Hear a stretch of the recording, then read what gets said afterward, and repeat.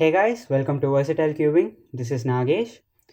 In this video, I'll be teaching you the OLL wherein you have the T-shape. So to solve this case, see that you have two yellow pieces together, and here also you have two yellow pieces together.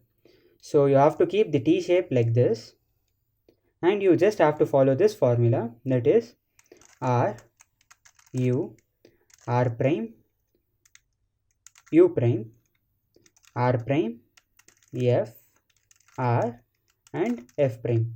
So by doing that formula, you will be solving yellow. So similarly, you will be getting the T-shape again, but here you have yellow headlights. That is, in the previous case, you had the yellow corner oriented with the edge, but here it's not oriented. So to solve this case, it is just the first formula in the beginner's method, that is F, R, U, R prime, U prime and F prime. So by doing that formula, you will be solving yellow. Thank you guys for watching the video. Hope you liked it. Please subscribe to my channel.